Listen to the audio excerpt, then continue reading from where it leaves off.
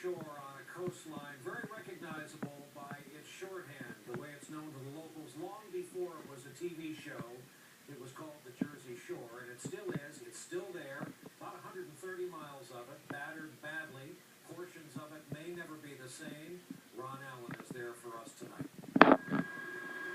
It was only this afternoon, when the winds finally died down enough for helicopters to get into the air, that we got the full measure of Sandy's devastation along the 130 miles of the New Jersey shoreline. I have a piece of boardwalk 5 blocks or 4 blocks away down in the bay right now. This is not a good time for you. No, not a good time. Not a good time. The storm's grim toll on the state?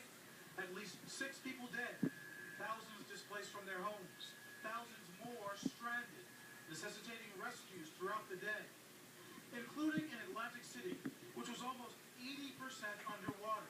Its historic boardwalk in shambles. Governor Chris Christie was furious. His earlier orders to evacuate ahead of the storm had been ignored. So for those who are on the Barrier Islands who decided it was a better idea to wait this out than to evacuate, for those elected officials who decided to ignore my admonition, this is now your responsibility. Did you see Lavalette where it came through? When we first met them yesterday, before the storm, longtime Jersey Shore residents Kim Duncan and Shelley Kirk thought they were ready to take on that responsibility.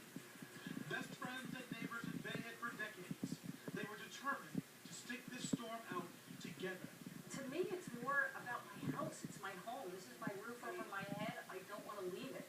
Hours before Sandy made landfall yesterday, Shelley, Kim, and Kim's husband John took a walk to the shoreline.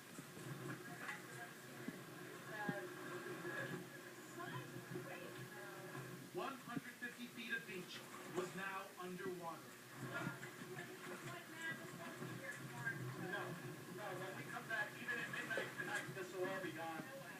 But even that wasn't enough to send them packing. We have gallons of water. We have a generator. We have 26 gallons of gas. We have so many provisions. I have a boat in my living room. I have an inflatable kayak. I've got a plan to seal the front door if the water comes up that high. So I don't know. I really feel like we're prepared. But as Sandy came ashore last night, the storm surge hit these towns with brutal force. Kim and Shelley hunkered down, worried about what was going on outside, and wondering if they'd made a bad decision. You know what? I swear to God, I'm gonna cry in a second because you know what just hit me? This town is gonna be destroyed. When dawn finally came, the extent of the disaster was shocking.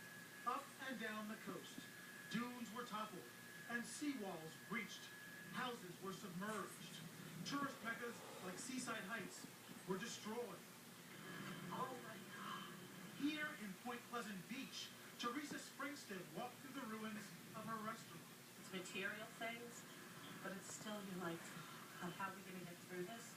Like many business owners on the Jersey Shore, her livelihood had been destroyed overnight. But I'm just happy. I mean, I'm just happy that it's over. And I mean, we really did make it. Now it's just cleanup time. Kim and Shelley were the lucky ones. We're good. Are you guys okay? With just 4 inches of water inside their houses. But many of their neighbors had it rougher. Nobody's ever seen this. It's never done this. Police were going door to door, trying to rescue some of the other residents, some of whom still refused to leave. You want to go? It was a day of despair, all up and down the coastline. Tonight, Governor Christie talked about his plans for the future, and his interview with Brian earlier this evening. Brian is a New Jersey guy, and I grew up on the Jersey Shore. And we've talked many times about our experience, that whether you're talking to people in Seattle, Washington, or Kansas City, or Texas, there seems to be always people you run into who have some memory at the Jersey Shore, or have some experience at the Jersey Shore at some time in their lives. And they talk about the same type of, iconic images from the Jersey Shore. And so, it'll be disorienting for a lot of folks and disappointing to see a lot of those go away. As for Shelley and Kim, they vowed to listen to the warnings next time a storm is coming. We couldn't even have imagined this in our wildest dreams. I think that we had high hopes that it wasn't gonna be as bad, and it turned out to be worse than we thought. And tonight we learned that Kim and her husband John now plan to leave their home. The conditions are just too harsh. And I suspect a lot of people who stayed behind in these evacuation zones are also going to try now to move to safer areas. And getting out of here may not be easy. There's sand and floodwaters blocking the way out. Here the sand is several feet deep, and there's just devastation in every direction. Brian? Ron, I happen to know there's a road in front of you because my wife and I drove on it Saturday night after we loaded up the car. We parked about 1,000 yards from where you are, had dinner on our way out of town, and I remember looking over at the homes between us and the ocean, trying to think, wonder, are we going to be spared, how bad it was going to be, never dreaming that much of the sea would come through to the bay. I think it surprised everybody. Well, we know now it's historic. Indeed, Brian. Last night the water was rushing. The ocean's about a block behind me. The water was rushing down these streets, and it was waist deep. And it was very powerful. We were staying in a hotel just over there, and we were wondering just how high is this water going to get. And there was a time when we knew we couldn't get out. And a lot of people, I think, who decided to stay behind, there probably came a moment when they said, this is not a good idea. As you know, there were search and rescue operations in Atlantic City to the south, and also in Bergen County in the north, where a river, a tidal wave, just pushed the river out of its banks. So, yes, the conditions are still very unstable in a lot of places, and a lot of people are going to try and get to safer places and stay behind.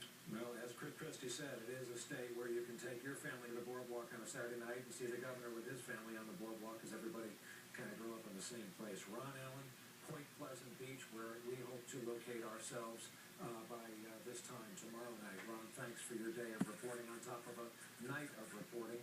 When we come back, just one of the dramas we witnessed unfolding in the big city last night.